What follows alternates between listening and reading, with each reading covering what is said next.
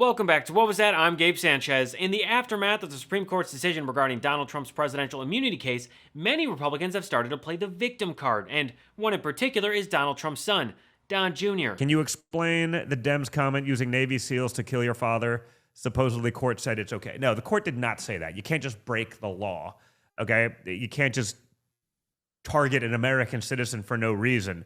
That's not what they said, but that's what the Democrats are trying to. They're trying to turn the message into that, right? They're trying to pretend that that's what's going on. It's sick. It's disgusting. I'm sure by now you've seen the dissenting opinion from Justice Sotomayor, but this is what Don Jr. is referring to. The President of the United States is the most powerful person in the country, and possibly the world. When he uses his official powers in any way under the majority's reasoning, he now will be insulated from criminal prosecution. Orders the Navy SEAL Team 6 to assassinate a political rival? Immune. Organizes a coup to hold on to power? Immune. Takes a bribe in exchange for a pardon? Immune, immune, immune, immune. The crux of the issue is that the decision granted total immunity for any actions a president takes using the core powers that the Constitution bestows on the office. One such power is the authority to command the military. But they're trying to say that, and they're encouraging it. They want him to assassinate his political enemies. I mean, they're already trying to do that figuratively in court. They're trying to put my father in jail for the rest of his life. You know, one of those cases, I guess, carries the death penalty with it as a possible result. So they're already trying to do that. They're just trying to do it without going through the legal process and just do it with the SEALs or a drone. Now, I don't know if Don Jr. is actually this dumb or if he's just intentionally misleading his audience, but there is a reason that Justice Sotomayor even mentioned the scenario with SEAL Team 6, and that's because his father's lawyers brought it up. Here is the exchange between Justice Sotomayor and Trump's lawyers as he tries to convince the Supreme Court that his client Donald Trump could have murdered his political rivals with immunity, whether for official state purposes or just because he felt like it. Your answer below, I'm going to give you a chance to say if you stay by it.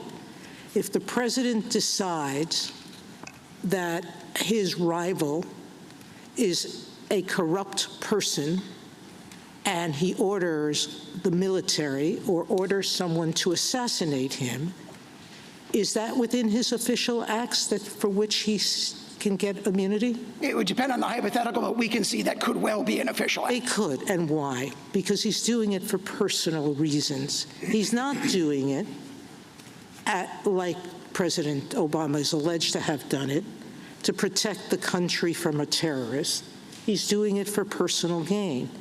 And isn't that the nature of the allegations here? That he's not doing these acts in furtherance of an official responsibility. He's doing it for personal gain.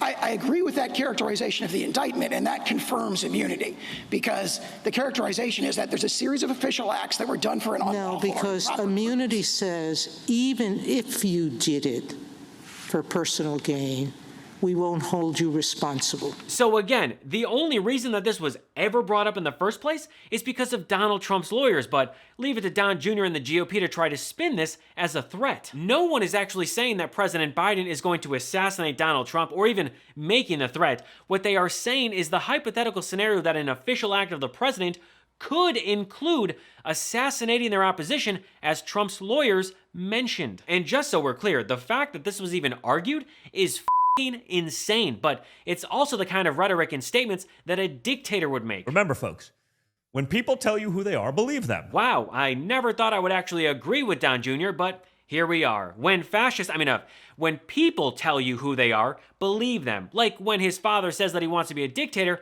on day one. Views power as retribution against anybody. Except for day one. They know when he comes back, it's game over. Day one dictator. Hey, day one dictator. Hey, how many people here? Now, normally I know you probably wouldn't in America, but considering what they've done to this man, how many people here support day one dictator? When people like Trump talk about there being a bloodbath, believe them. Now, if I don't get elected, it's going to be a bloodbath for the whole... That's going to be the least of it. It's going to be a bloodbath for the country. That'll be the least of it. When people like Trump take credit for overturning Roe v. Wade because of the people that he appointed on that Supreme Court, believe them. Take abortion. For 52 years, people wanted to get rid of Roe v. Wade. And the people that wanted to do it were legal scholars, lawyers, politicians, everybody wanted it to go back into the state system, not the federal system. Let the states decide. Let the states decide. The people decide. Let the states decide.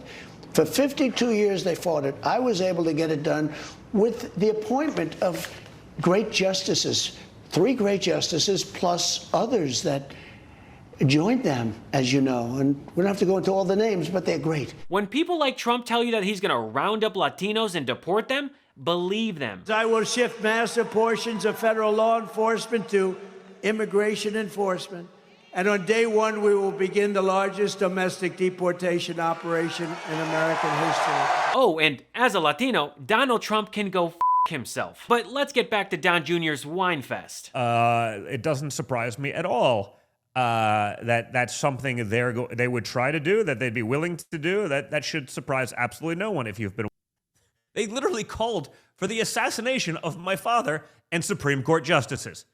Someone named Harry Sisson, a Biden influencer, I guess he's I think he's like some paid little troll or whatever, tweeted, according to the Supreme Court, Biden could now send SEAL Team 6 to take them all out. He could send in the military to take out Trump. He has immunity for official acts now. Since reading comprehension is something that Don Jr. struggles with, let's actually read the tweet. It says, according to the Supreme Court, Biden could send in, as in if you follow their arguments and opinion of the case, committing such an act would be considered official. Nowhere in the tweet does it show that Harry Sisson or even that President Biden is threatening the life of Donald Trump. Again, the only reason that this was ever brought up was because of Donald Trump's lawyers. And one of the true morons of recent time, Keith Olbermann, tweeted, well, thanks, Supreme Court. Now, King Biden, I can officially declare Trump a terrorist and officially imprison him without trial.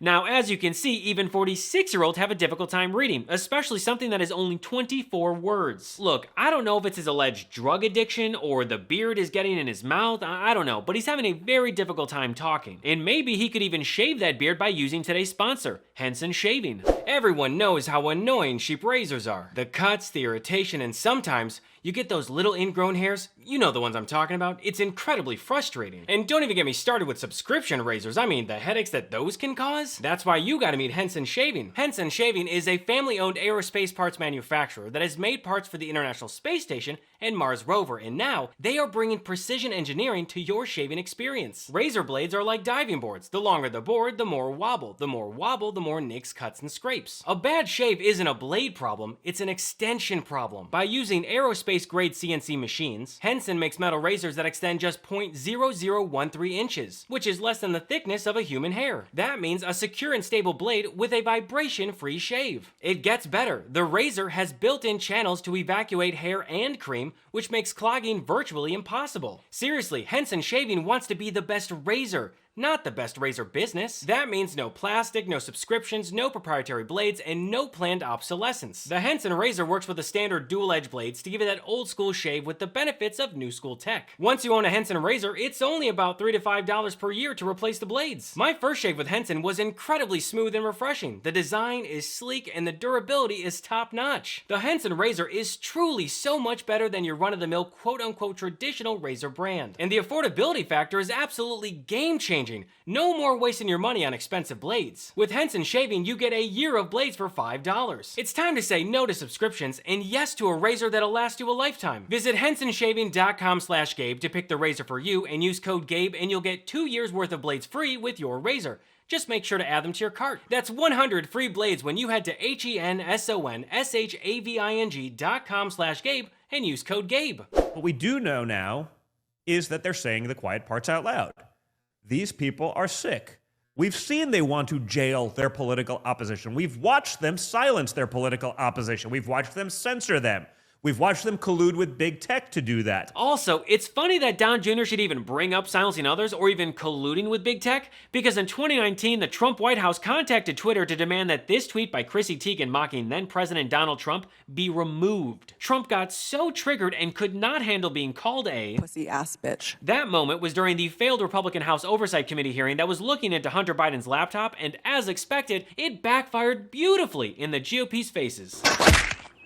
Even the people who agree with them most of the time, but not 100% of the time, even they will get canceled and silenced. They are sick, sick people.